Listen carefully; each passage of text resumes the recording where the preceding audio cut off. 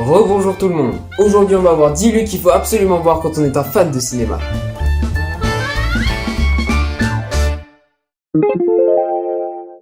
Là, on y est, les studios Universal. Donc pour rappel, Universal c'est le plus vieux studio de cinéma américain, 1964 quand même, et également l'un des patrons de la production cinématographique, qui a notamment produit des films comme Gladiator, Jurassic Park ou Scarface. Mais eux, contrairement à Warner et à d'autres studios, c'est plus tourné parc d'attractions. Ce qui n'enlève rien à la réjouissance d'être là-bas. C'est juste différent. En plus là-bas c'est trop bien, il y a des quartiers style Harry Potter, car ils en sont les producteurs bien évidemment. Il y a aussi le Krusty Land des Simpsons qui a l'air juste dingue et beaucoup trop bien. Tu peux aussi faire les attractions The Walking Dead, Jurassic Park, The Transformers. Bref, le lieu fait franchement rêver. Et en plus c'est hyper familial, donc si vous êtes cinéphile, amateur de sensations fortes ou alors juste de beaux décors, bah allez-y direct.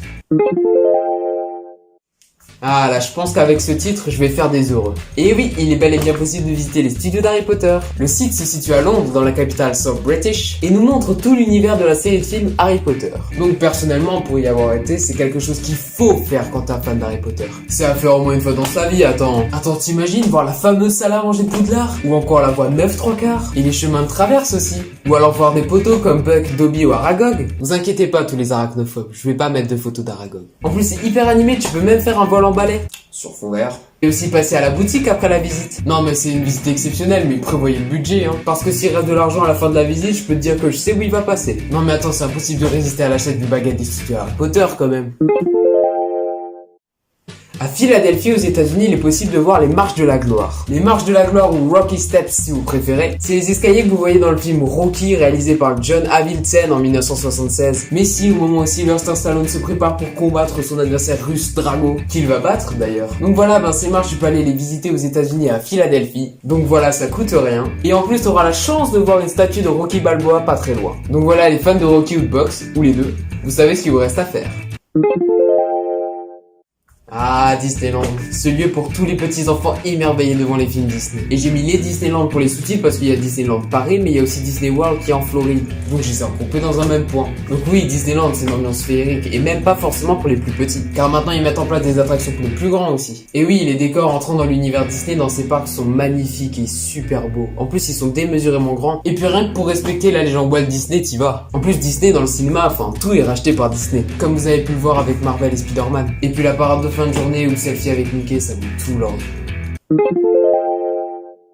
Ce nom d'hôtel doit pas vous dire grand chose, je me trompe? Et en fait cet hôtel c'est l'hôtel qui est dans Dirty Dancing réalisé par Emile Ardolino en 1987, dans lequel on peut voir Bébé et Johnny faire une prestation de folie. Mais bon, en vrai l'hôtel est un peu plus banal, parce qu'en fait c'est qu'un simple hôtel qui se trouve en Virginie à Pembroke, et il est ouvert au public, et pendant certaines périodes de l'année tu peux même avoir des cours de danse, il y a même un bal qui est organisé, et à la fin du séjour il y a aussi le film qui est diffusé, pour une ambiance Dirty Dancing à 100%.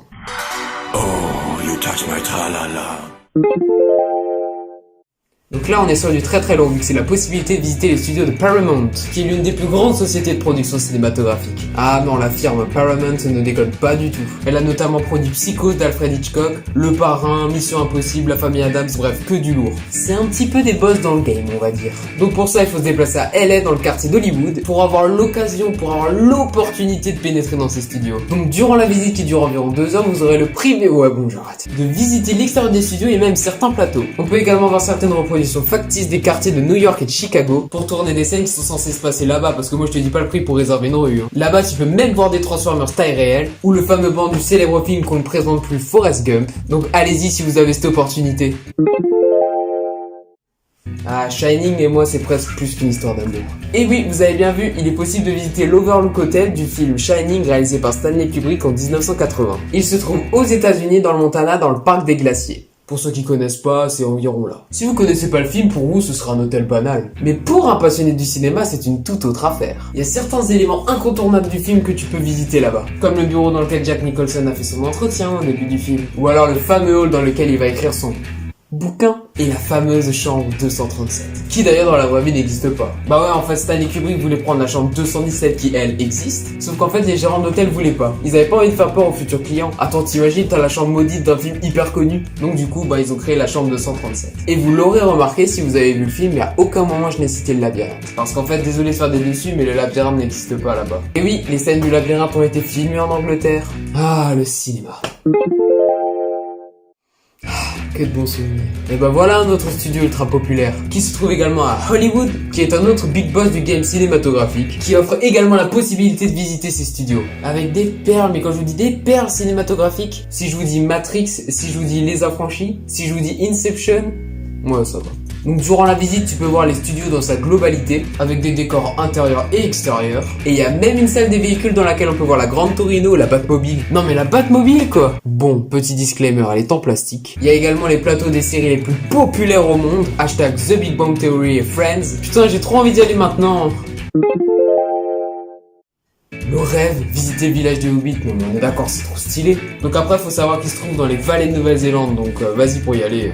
Ah, je peux te dire que ton portefeuille, il va souffrir. Hein. Mais bon, faut de l'espace pour tourner des séquences de films de qualité. Et puis en plus, les grands et vastes paysages fantaisistes de Nouvelle-Zélande, c'est parfait. Donc là-bas, t'as une visite guidée du village en mode cozy, avec en plus une bière bien fraîche à la fin de la visite. Bon, je dis ça, je dis rien. Donc là c'est une destination un peu plus accessible parce que les vols aux États-Unis ça fait v'là cher. Et là le lieu est ouf, c'est le décor de la planète Tatooine dans Star Wars. Donc là on est plutôt sur des paysages désertiques et arides. Bon en vrai le lieu ça s'appelle Tatooine et ça se trouve au sud-est de la Tunisie. Tatooine, trop drôle. Donc voilà George Lucas il s'est pas fait chier, il a un petit peu changé le nom pour le donner à sa planète fictive. Et même avant ça le lieu était mondialement connu pour ses habitations troglodytes, ce qui a poussé George Lucas à tourner ses séquences là-bas. Et vous pouvez même dormir là-bas, en plus il y a plein d'éléments des films laissés par la prod pour honorer le lieu. Voici quelques images. Ça doit être fou comme expérience. Malheureusement, toute belle chose a une fin comme cette vidéo. Si le thème t'a plu, n'hésite pas à liker ou à t'abonner. J'ai mis le lien du compte Instagram de la chaîne en description. Sur ce, hasta luego!